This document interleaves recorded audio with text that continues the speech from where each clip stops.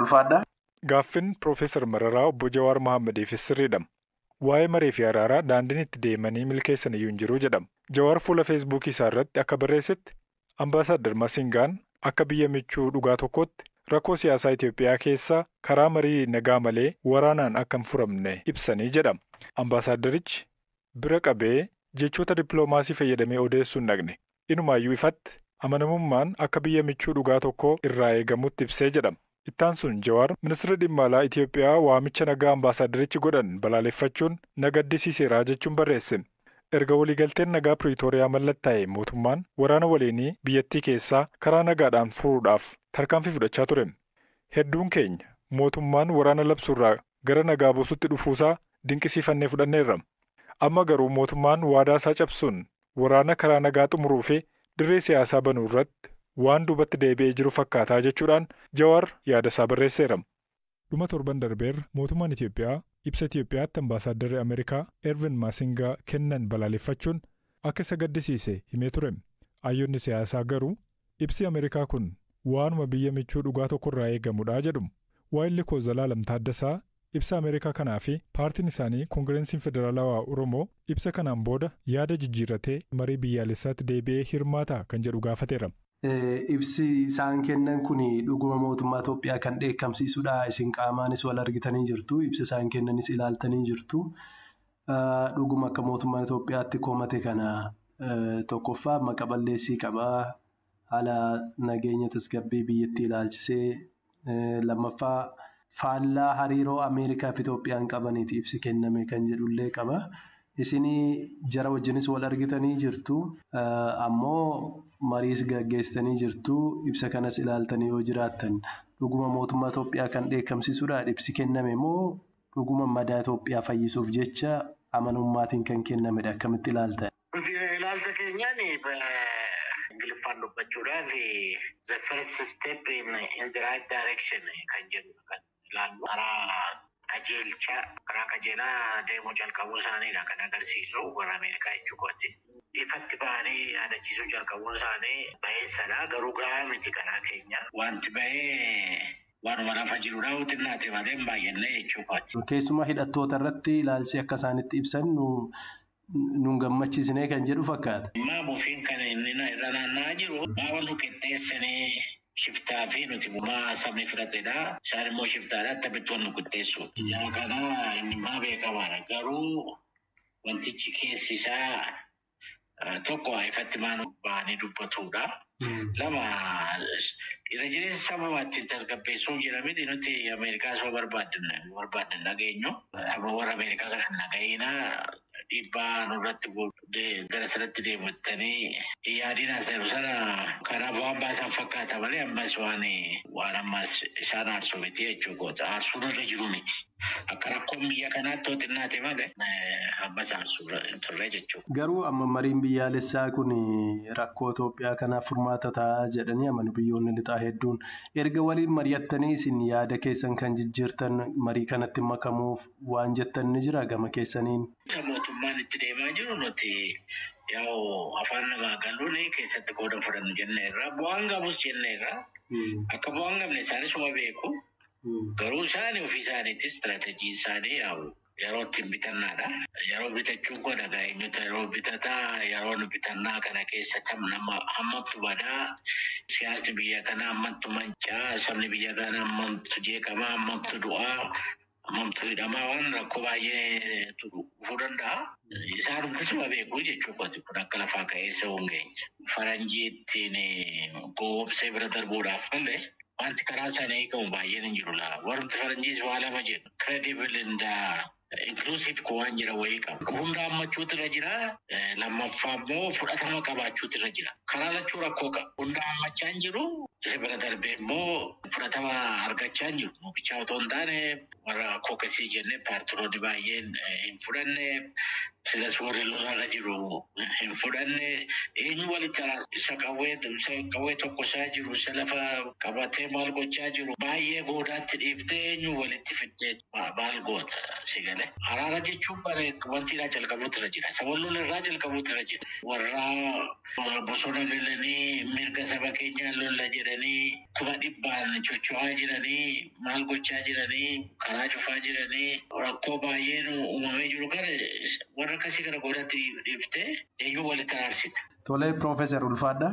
Gaaffin Piroofeesar Mararaa obbo Jawaar Mohaammeediifis sirriidha. Waa'ee maree fi araaraa daandiin itti deemanii milkeessan iyyuu hin jiru jedhama. Jawaar fuula feesbuukii isaa irratti akka barreessetti Ambaasaadder Masingaan akka biyya michuu dhugaa tokkotti rakkoo siyaasaa Itoophiyaa keessaa karaa marii nagaa malee waraanaan akka hin furamne ibsanii jedhama. Ambaasaadderichi bira qabee jechoota dippiloomaasii fayyadamee odeessuun dhaqne. Inumaayyuu ifatti amanamummaan akka biyya michuu dhugaa tokko irraa eegamutti ibsee jedhama. Ittaan sun Jawaar ministeera dhimma alaa Itoophiyaa waamicha nagaa ambaasaadderichi godhan balaaleffachuun nagaddisiiseera jechuun barreesse. Erga waliigalteen nagaa Piriitooriyaa mallattaa'e mootummaan waraana waliinii biyyattii keessaa karaa nagaadhaan furuudhaaf tarkaanfii fudhachaa ture. Hedduun keenya mootummaan waraana labsuurraa gara nagaa buusutti dhufuusaa dinqisiifannee fudhanneerra. Amma garuu mootummaan waadaa isaa cabsuun waraana karaa nagaa xumuruu fi dirree siyaasaa banuu irratti waan duubatti deebi'ee jiru fakkaataa jechuudhaan Jawaar yaada isaa barreesseera.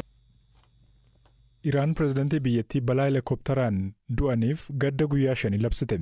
Balaa kanaan pirezidantiin Iraan Ibraahim Ra'isii fi ministeerri dhimma alaa Hussein Amir Abdullaan dabalatee namoonni 9 du'aniiru. Balaa kana hordofee kaabineen Iraan Ali Baargerii Kaanii ministeera dhimma alaa gochuudhaan muudeera. Qondaalli kun ministeera dhimma alaa ittaanaa turani.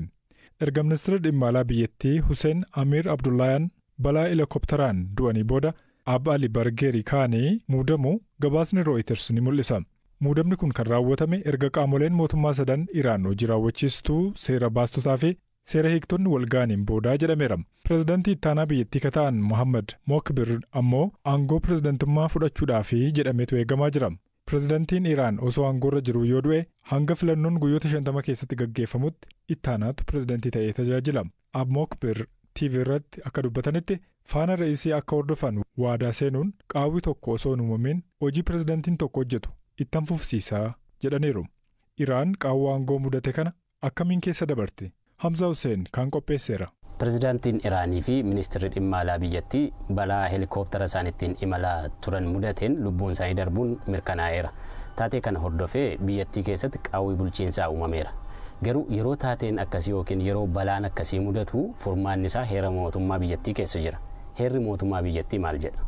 Pirezidaantii ittaanaa fi dursaan paarlaamaa kallattiin hojii pirezidaantiin hojjetutti darbuun hojjechuu itti fufu jedha heerri kun. Bu'uura kanaan pirezidaantii ittaanaan biyyattii Mohammad Mokbir akka pirezidaantiitti hojjechuutti fufu. Manni murtii biyyattii ammoo yoo baay'ate guyyoota 50 keessatti filannoon akka gaggeeffamu haala mijeessa. Kana kan murteessu ammoo hoogganaa olaanaa Supreme Leader biyyattiiti. Iraan keessatti dhimma biyyaa irratti murtoo dhumaa akka kennu hoogganaa olaanaadha. Yeroo ammaa aangoo kan akka harkaa qabanii Ayatullah Ali Khamenei jedhamu. Akkaataa caaseffama mootummaa Iraan yookiin akkaataa caaseffama aangoo mootummaa Iraan yoo ilaalle fiixee irra kan jiran hoogganaa kanadha. Hoogganaa olaanaa ta'uun ammoo mana maree eegdota biyyaa fi mana murtiitu jiru. Sanaa gaditti aangoon pirezidaantiif paarlaamaa akkasumas kora ekspoortootaa waliin deema. Ayatullah Khamenei gumii ekspoortootaa ka miseensota dureewwan amantaa 88 of keessaa qabuun waxabajjii 4 bara 1989 ka filataman yoo ta'u erga warraaqsa islaamummaa bara 1979 as nama lammaffaa filatamanidha. Aangoo kanarra waggoota 30 oliif turaniiru jechuudha. Hoogganaa olaanaan al takkaa filamnaan hanga lubbuun jirutti aangoorra tura. Akka heera Iraanitti namni hoogganaa olaanaa ta'u amantaa islaamaa Shi'aan sadarkaa olaanaarra ga'uutu irra jiraata. Bara 2021 aangoo pirezidaantummaa ka qabatan Ibraahim Ra'isii nama hoogganaa olaanaa biyyattii Ayatullah Khamenei bakka bu'uuf abdataman turan. Ayatullah Khamenei eenyu bakka isaan bu'uu akka danda'u wayita ibsanii turanitti jalqabarratti Ibraahim Ra'isii filatanii turan. Namni biraan filatamuu danda'u jechuun Ayatollah Khamenei ibsan ilma isaanii Mujtabaa Khamenei jedhamanidha. Gameessi siyaasaa umrii waggaa 63tti boqochuun isaanii dhagahame Ibraahim Ra'isii gama siyaasaanis ta'e gama amantiin Iraan keessatti nama muuxannoo yeroo dheeraa qabanii fi abdii biyyaa ta'uutu himama. Ibraahim Ra'isii umrii dargaggummaa isaaniitti abbaa alangaa magaalaa Tahraan kan waliigalaa Iraan duree amantii achiin booda immoo haga lubbuun isaanii darbutti pirezidaantii biyyattii ta'uun tajaajilaniiru. Dursa amantii cimaa fi hoogganaa olaanaa Ayatollah Ali Khameneitti dhiyoo kataan Ibraahim Ra'isii baatii waxabajjii bara 2021 keessa pirezidaantii Iraan ta'uudhaan filataman. Maanguddoon ganna 60 kun Malaammaltummaa ittisuu fi rakkoo dinagdee Iraan pirezidantii aangoo gadhiisan Hassan Ruhaanii jalatti mudate furuudhaaf nama hunda caalu ta'uudhaan dhiyaatan. Kanaan duratti gaafatamaa qaama haqaa biyyattii ka turan yoo ta'u, ilaalcha siyaasaa leellistummaa yookiin immoo ultra conservative politics view nama qabanidha. Lammiileen Iraanii fi falmitoonni mirga namoomaa hedduun bara 1980moota keessa hidhamtoota siyaasaa jumlaan ajjeefamuu keessatti reesiin gahee akka qaban akeekaniiru. Manchester Cityin Premier League si'a 4f walitti aansee fudhachuudhaan seenaa haaraa galmeesseera. Kan bara kanaa kun taphoota dilbata kaleessaa sa'aatii 12 irratti yeroo wal fakkaatutti gaggeeffameen goolabameera. Arsenaal dheebuu waancaa waggaa 20 qabu ammas hin bahin hafeera.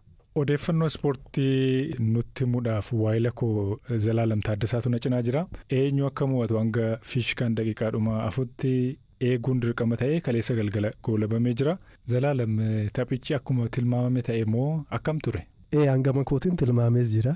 Walitti aansinee torbanoota darban kana Manchester Cityin waancaa akka fudhachuu danda'uu fi carraa guddaa akka qabu kaasaa turre. Garuu kubba miilaa keessatti taateen kamiyyuu tilmaamuu waan nama rakkisuuf haga daqiiqaa dhumaatti eeguun dirqama ta'ee ture.